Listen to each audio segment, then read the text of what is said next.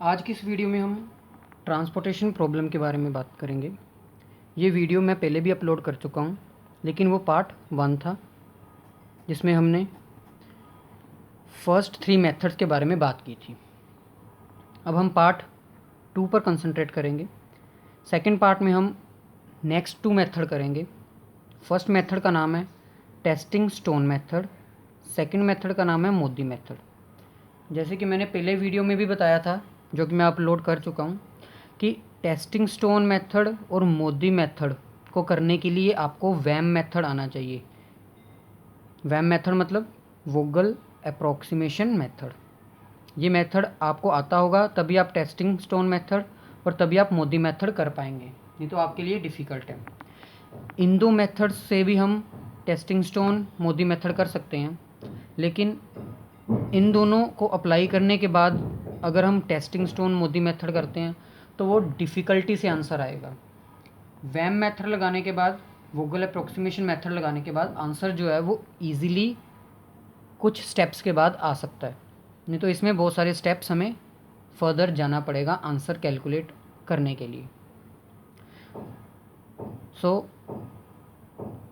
इस second part में हम इन दो मेथड्स के बारे में बात करने लगे हैं।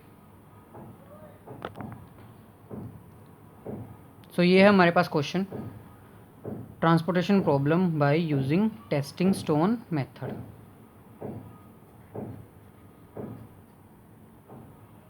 ट्रांसपोर्टेशन प्रॉब्लम के बेसिक्स में बारे मैं आपको पहले भी बता चुका हूँ। अब हम सीधा न्यूमेरिकल पार्ट पे आते हैं, थ्योरेटिकली नहीं।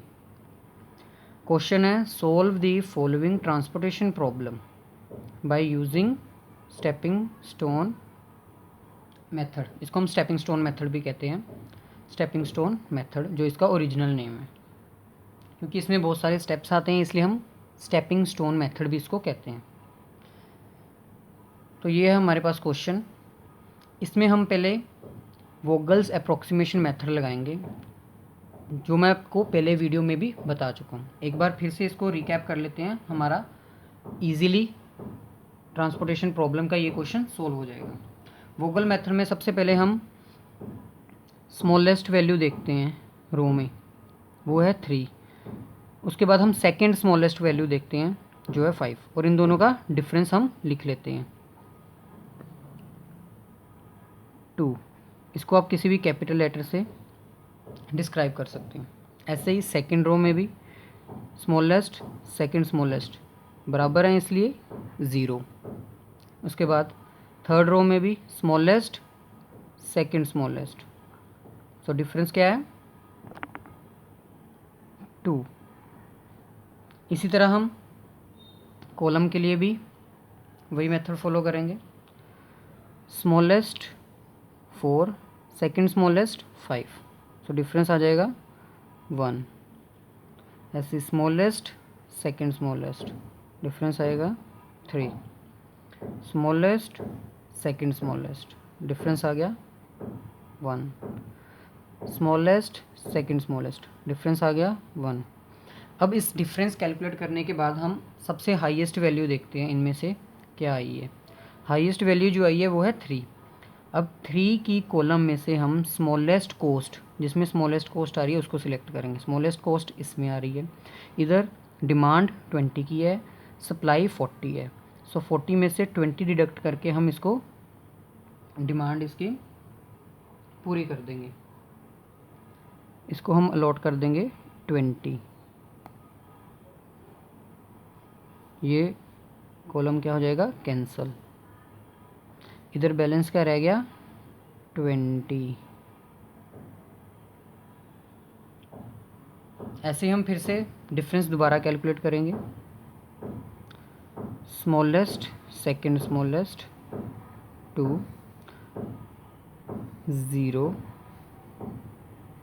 1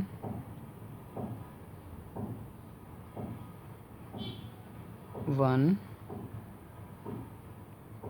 इसको ब्लैंक छोड़ेंगे क्योंकि ये कैंसिल हो गई है 1। अब इसमें से फिर से हम हाईएस्ट सिलेक्ट करेंगे, कौन सा है 2। इस रो में से जो स्मॉलेस्ट कॉस्ट आएगी उसको हम सिलेक्ट करेंगे, वो है 3।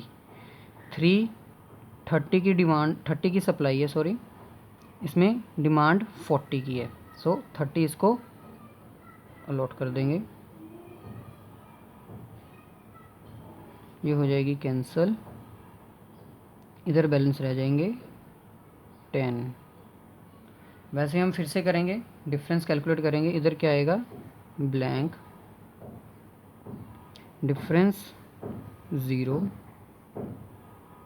1। ऐसे ही सेम इधर भी लिख लेंगे, डिफरेंस 2 ब्लैंक 3 1। फिर से हाईएस्ट सेलेक्ट करेंगे, हाईएस्ट कौन सा है 3 की कॉलम में लोएस्ट 4, 20 की सप्लाई है, 10 की डिमांड है, 10 हम इसको दे देंगे। ये हो गई कैंसिल, इधर बैलेंस क्या रह गए 10। हाँ स्पेस थोड़ी कम है इसलिए मैं इधर लिख रहा हूँ, आपको साइड में लिख सकते हैं 10। उसके बाद फिर से डिफरेंस इधर कैंसिल हो गई है इसलिए कुछ नहीं आएगा, 0 1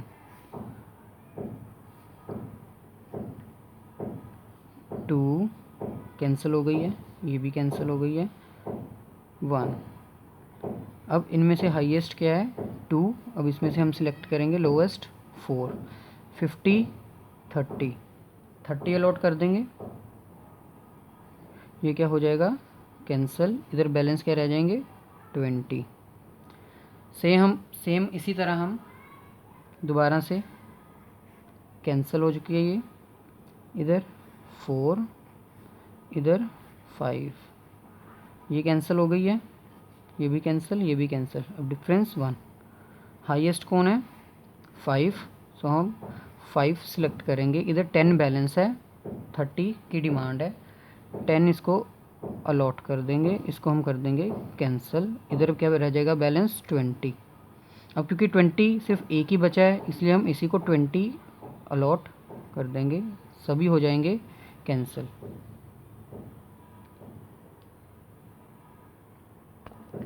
ये था वोगल मेथड, जो कि मैं पहले की वीडियो में भी समझा चुका हूँ। आप उस वीडियो को रेफ़र करो ताकि आपको अच्छी तरह समझ आए। ये मैंने टेस्टिंग स्टोन मेथड करने के लिए एक बार आपको समझा दिया है, वो भी जल्दी में। आपको अच्छी तरह समझने के लिए पहले वाली वीडियो देखनी पड़ेगी। सो इसके बाद हम टेस्टिंग स्टोन मेथड लेंगे। वोगल मेथड को यूज़ करने के बाद हमारे पास जो टेबल आया था वो इस तरह है। 30 की सप्लाई, 10 की, ये कॉलम पूरा हो गया, 50 30 इधर 20 इधर, 40 थे, 20 10 10 सब मैच हो गए। एक चीज़ आपको ध्यान रखनी है जो मैं बताना भूल गया, कि आपको ये हमेशा चेक करना है सबसे पहले कि डिमांड और सप्लाई बराबर होनी चाहिए जी। अगर वो बराबर नहीं है तो हमें डमी वैल्यू ऐड करनी पड़ेगी, क्योंकि इसमें बराबर है इसलिए मैंने नहीं बताई। 30 + 50 + 40 120, 30 + 20 + 40 + 30 120। सो डिमांड और सप्लाई इक्वल है। अब वोगल मेथड अप्लाई करने के बाद जो हमारे पास टेबल आया है, इससे हम टेस्टिंग स्टोन मेथड अप्लाई करेंगे। टेस्टिंग स्टोन मेथड में हमें सबसे पहले क्या कैलकुलेट करना है, जो अनऑक्युपाइड सेल्स हैं 1 2 3 4, इसमें एक कंडीशन होती है जी। अगर वो कंडीशन सेटिस्फाइड है तो हम simply testing stone method apply कर सकते हैं जी। अगर वो कंडीशन नहीं सेटिस्फाइड तो हमें डीजेनरेट ऐड करना पड़ेगा। इसमें हम चेक कर लेते हैं कंडीशन क्या है, m + n - 1, रो प्लस कॉलम -1 -1 आंसर आना चाहिए सेम या उससे ज़्यादा। क्या है 1 2 3 4, 1 2 3, 4 + 3 7 -1 = 6।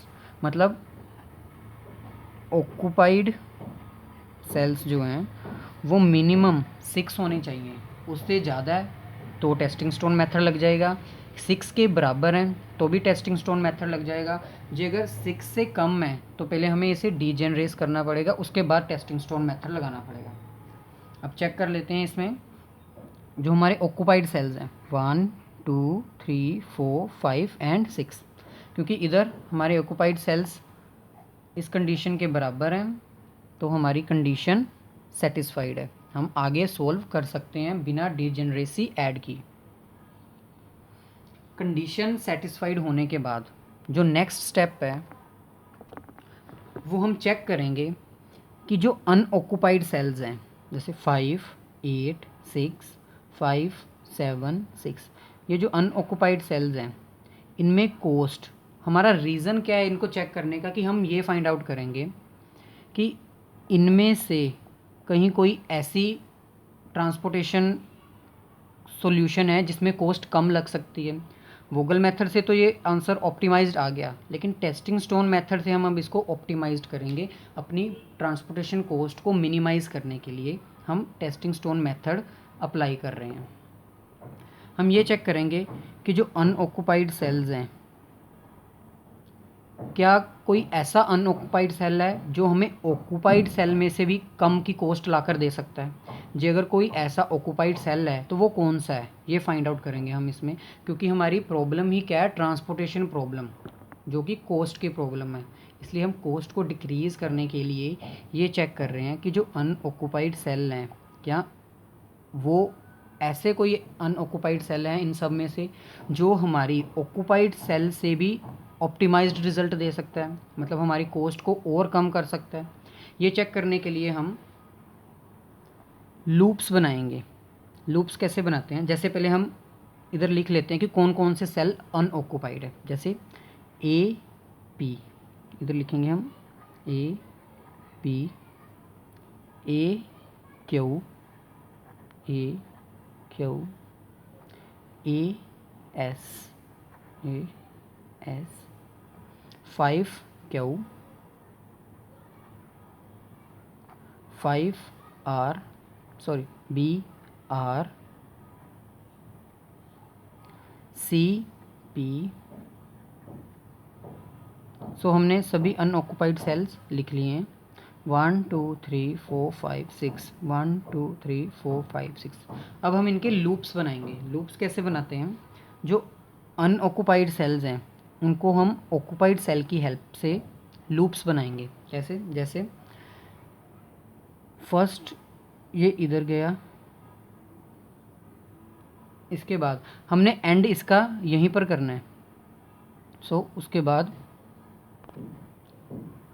बाद जो हम इसका कट करेंगे, जैसे मैंने इधर से इधर लेके गया, क्यों लेकर गया, क्योंकि ये ऑक्यूपाइड है। हम हमेशा ऑक्यूपाइड सेल में ही इसको 90 डिग्री पे टर्न करेंगे। अब इसके बाद ये ऑक्यूपाइड सेल है तो ये इसमें आया, उसके बाद ये इसमें गया, फिर इसमें, फिर लास्ट इसमें, और इसके बाद ये इसमें अटैच हो गया। तो हमारे पास वैल्यू क्या आई, जहाँ से हम शुरू करेंगे उसको हम पॉजिटिव लेंगे, मतलब 5 प्लस का 5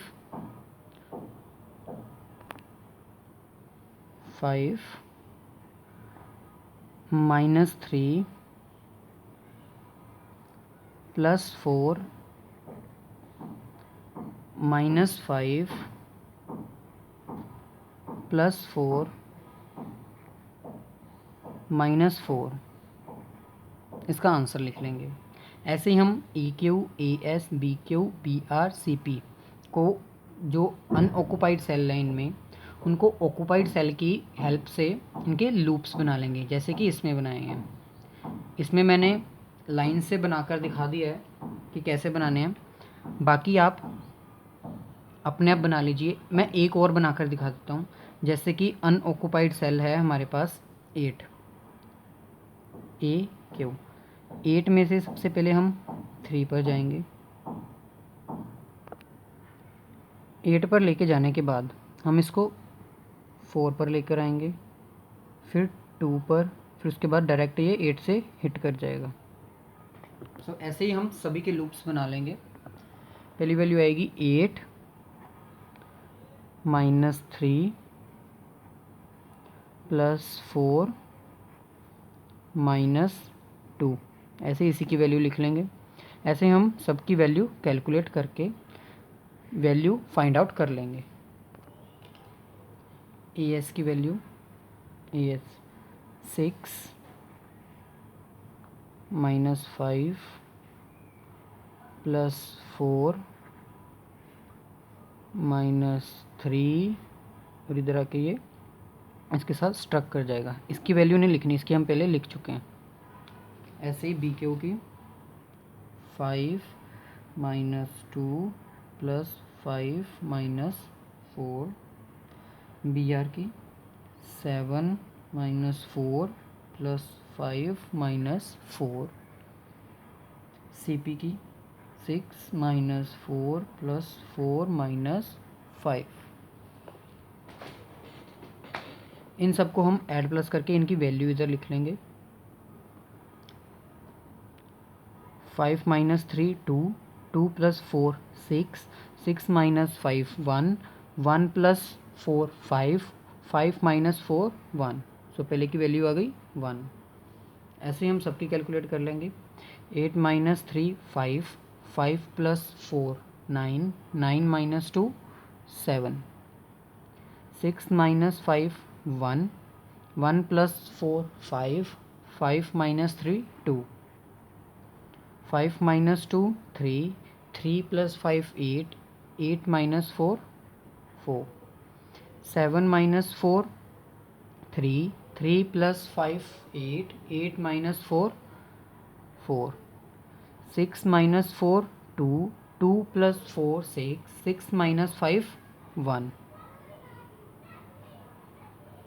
अब हमें जो कैलकुलेट करना था अनऑक्यूपाइड सेल्स, हमने कैलकुलेट कर लिया। कैलकुलेट करने के बाद हमारे सभी आंसर्स जो हैं वो पॉजिटिव में आ रहे हैं। इसका मतलब हमारा जो रिज़ल्ट है ये ऑप्टिमाइज्ड है।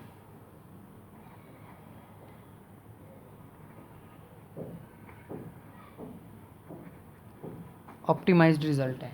ये हमने सिर्फ चेक किया है कि ये ऑप्टिमाइज्ड रिज़ल्ट है कि नहीं है।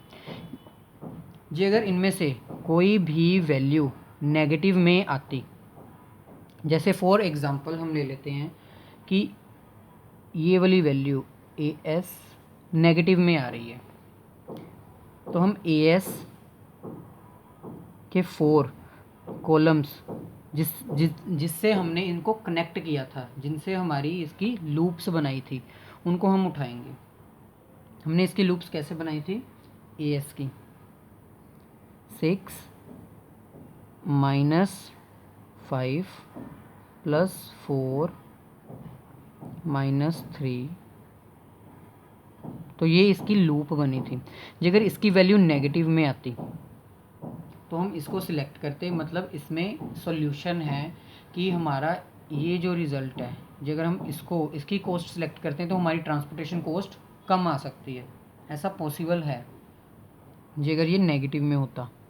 तो हम इसको उठाते, रफ वर्क में मैं करके बताता हूँ। जैसे ये है 3, उसकी वैल्यू थी 30, 6 ये अनऑक्युपाइड सेल था, 4 उसकी वैल्यू थी 10, 5 उसकी वैल्यू थी 10। हमारे पास जो आंसर था वो था प्लस माइनस। तो हम क्या करते, इसको अब हमने चूज़ करना है। ये नेगेटिव में आ रहा था, इसको हम 10 को इसमें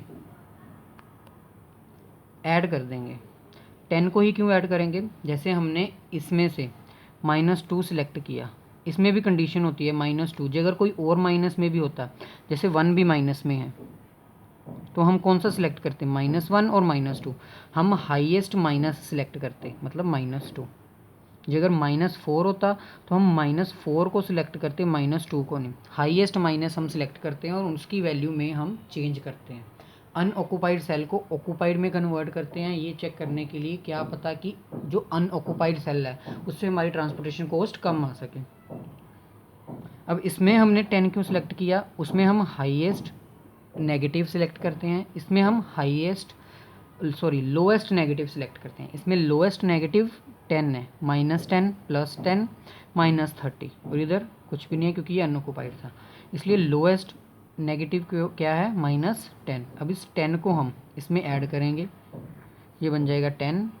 इस 10 को इसी में से माइनस करेंगे, ये बन जाएगा 0। मतलब कि ये क्या हो जाएगी, अनऑक्यूपाइड सेल। इस 10 को हम इसमें ऐड करेंगे, ये बन जाएगा 20।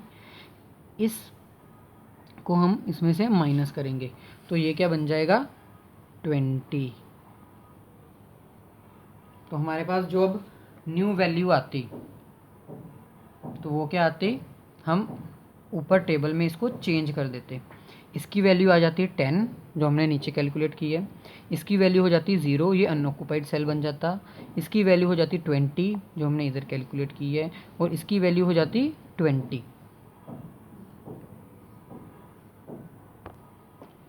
क्योंकि हमारा इसमें कोई भी नेगेटिव साइन नहीं आया है तो इसलिए ये हमारे लिए फिजिबल सॉल्यूशन है। फिजिबल सॉल्यूशन है तो हम इसका आंसर लिख लेंगे।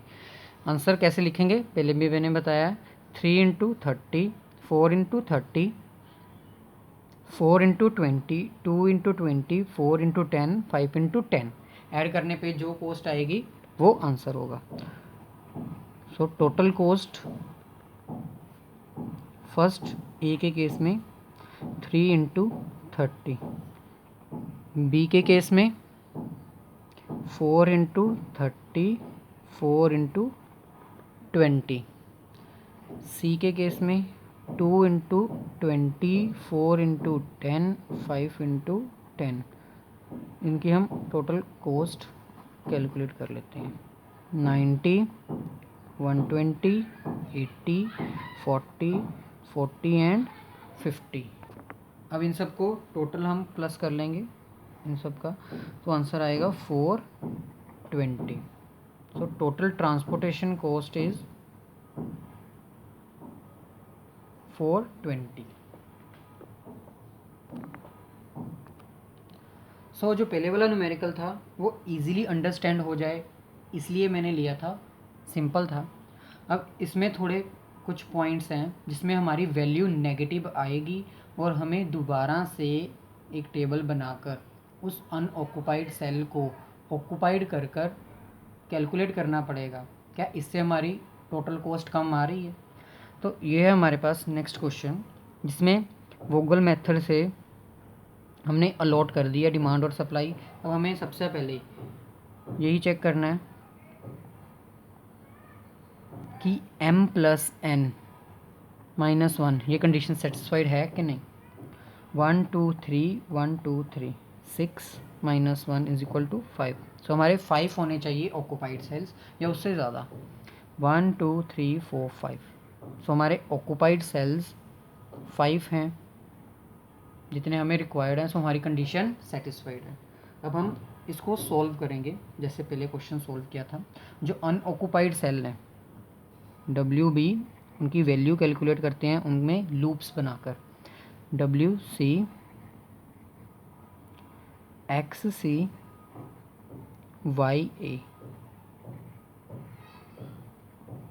सो हमारे पास 1 2 3 4 अनऑक्यूपाइड सेल्स हैं। अब इसकी वैल्यू वैसे ही कैलकुलेट करनी है लूप्स बनाकर। 8 - 24 + 16 - 4। ऐसे ही इसकी 8 - 24 + 16 - 24 + 16 - 4। ऐसे ही XC की 16 - 24 + 16 - 24। ऐसे ही YA कैलकुलेट कर लेंगे। 8 - 16 + 24 - 16। अब इन सब की वैल्यू कैलकुलेट करने के बाद जो हाईएस्ट नेगेटिव वैल्यू आएगी हम उसको सिलेक्ट करेंगे, उसमें चेंजेस करेंगे। सो कैलकुलेशन करने के बाद हमारे पास ये वैल्यू आई है -4 -12 -16 एंड 0। इसमें से हम हाईएस्ट माइनस वैल्यू सिलेक्ट करेंगे, इसका लूप सिलेक्ट करेंगे एक्स सी, इसका लूप है 16 माइनस 24 प्लस 16 माइनस 24। इसको हम साइड पे लिख लेते हैं 24 16 16 24, इनकी वैल्यूज 66 36 41 और इधर 0 क्योंकि ये अनऑक्युपाइड है। ये प्लस माइनस प्लस माइनस, जैसे कि मैंने पहले बताया कि इसमें से हम हाईएस्ट नेगेटिव वैल्यू सिलेक्ट करते हैं, इसमें से हम लोएस्ट नेगेटिव वैल्यू सिलेक्ट करते हैं। ये पॉजिटिव है, ये नेगेटिव है और ये नेगेटिव है, ये भी पॉजिटिव है। इन दोनों में से लोएस्ट नेगेटिव 41 है, सो 41 को हम इसमें ऐड कर देंगे 41, इसमें से माइनस कर देंगे तो इसकी वैल्यू 0 रह जाएगी, मतलब अब अनऑक्युपाइड सेल ये है। इसमें 41 प्लस कर देंगे,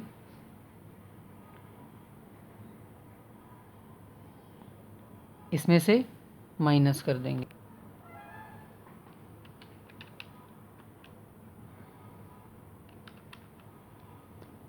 ट्वेंटी 25। इस वैल्यू को हम इसमें शो कर देंगे। यहाँ पर एक मिस्टेक है, 36 में ऐड करेंगे।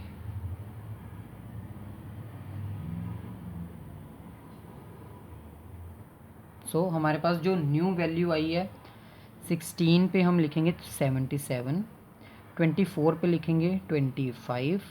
ये अनऑक्युपाइड, अब सेल ऑक्युपाइड हो जाएगा, इधर वैल्यू आएगी 41 और इधर 0 आ जाएगी, ये अनऑक्युपाइड सेल बन जाएगा। सो अब जो न्यू आया टेबल वो है 56 16 25 41 77। ऑक्युपाइड सेल्स 5 हैं, कंडीशन सेटिस्फाइड ही होगी। ये जो सेल है अब ये अनऑक्युपाइड हो गया। अब हम फिर से चेक करेंगे कि कोई ऐसा अनऑक्युपाइड सेल जो हमें अब भी कॉस्ट डिक्रीज करके देता हो। सेम वही प्रोसीजर, WB WC, अब XC नहीं है, YA एंड YC। अब इनके लूप्स हम बनाएंगे। पहले का 8 minus 24 plus 16 minus 4, WC 8 minus 16 plus 8 minus 16। अब इसमें हम जंप नहीं करेंगे, डायरेक्टली हम इसमें जा सकते हैं, तो हम प्लस 16 करेंगे minus 4, YA 8 minus 16 plus 24 minus 16, YC 24 minus 16 plus 24 minus 16। Again हम कैलकुलेट करने के बाद फाइंड आउट करेंगे कि क्या कोई नेगेटिव वैल्यू आ रही है।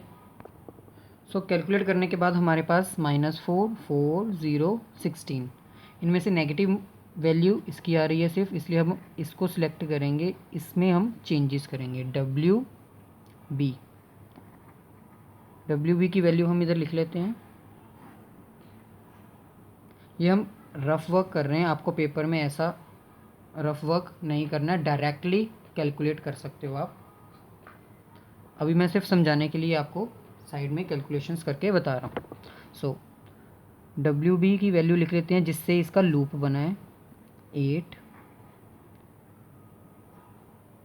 सॉरी इधर 8 24 16 and 4, 56 16 unoccupied 25 plus minus plus minus. So अब हम लोएस्ट नेगेटिव वैल्यू सिलेक्ट करेंगे। ये दोनों पॉजिटिव हैं, ये नेगेटिव है और ये नेगेटिव है, इनमें से लोएस्ट 25 है। सो हम 25 को इसमें ऐड करेंगे, इसमें से लेस करेंगे, इसमें ऐड करेंगे 41, इधर माइनस करेंगे 31। अब हम इसको टेबल में रिप्रेजेंट कर देंगे। इधर 56 की जगह अब आएगा 31, इधर आएगा 41, ये अनऑक्यूपाइड सेल हो जाएगा, और ये 25। सो ये है हमारे पास न्यू टेबल जिसमें हमने वैल्यूज़ चेंज कर दी हैं, और अब ये अनऑक्यूपाइड सेल बन चुका है। अगेन हम फिर वही से प्रोसीजर फॉलो करेंगे। जो अनऑक्यूपाइड सेल है उसमें चेक करेंगे कि क्या कोई ऐसा सेल है जिससे हमें लो कॉस्ट मिल सकती है।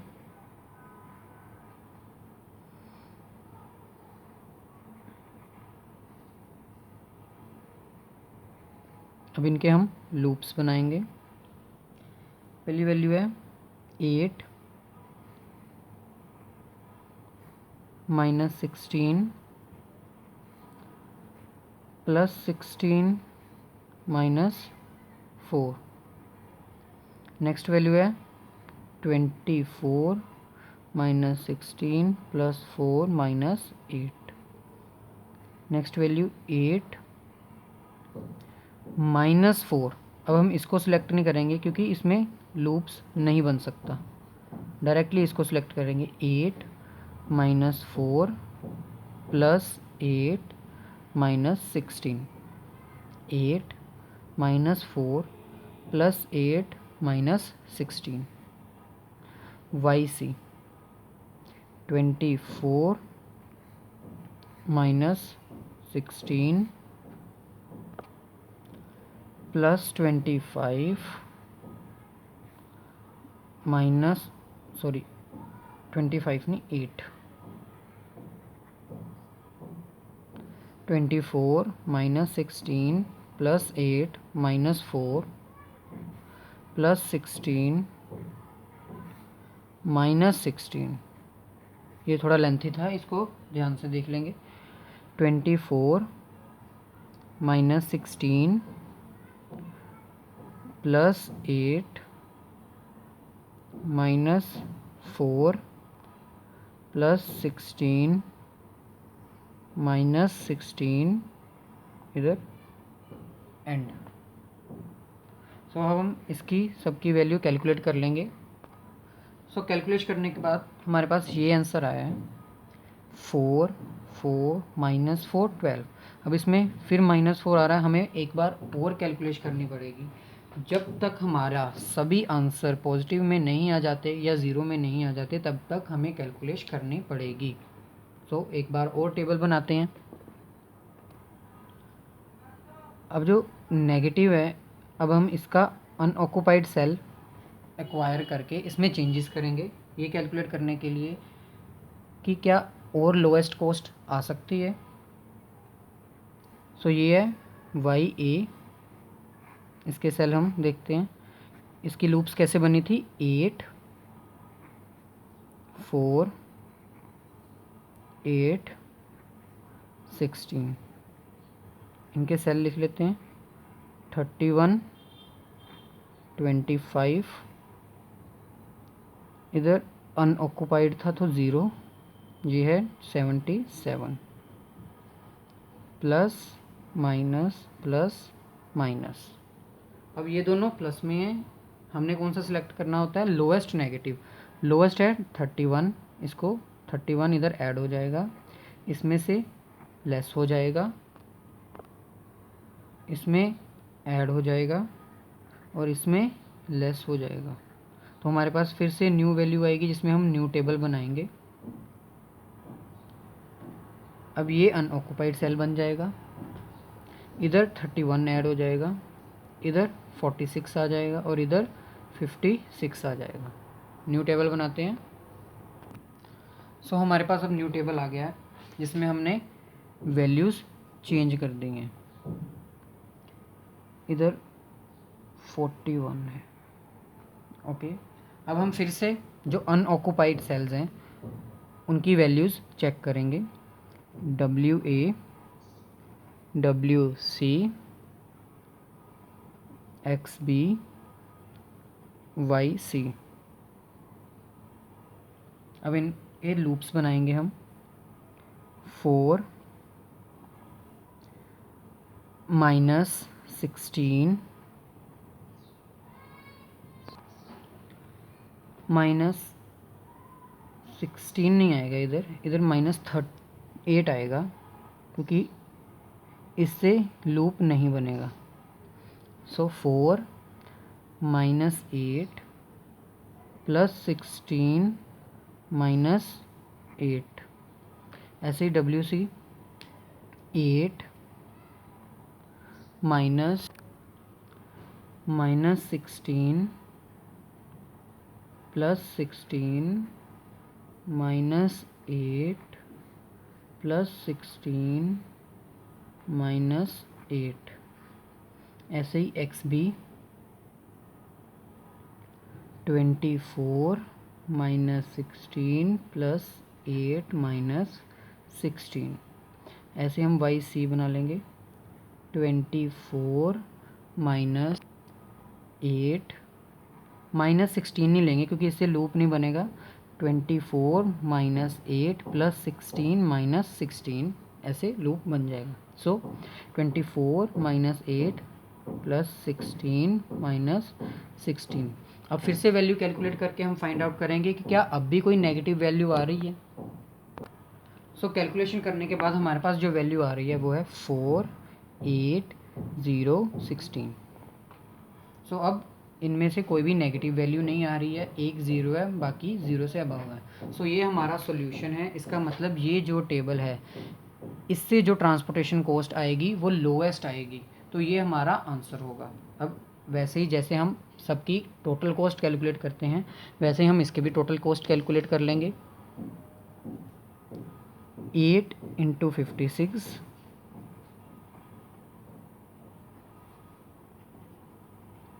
x में से 16 इंटू 41 या 14 इंटू 61, 16 इंटू 41, ऐसे ही y के केस में 8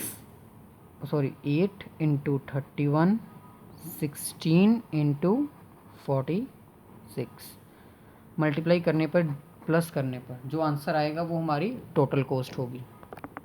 सो कैलकुलेट करने पर हमारी टोटल कॉस्ट आई है 2653।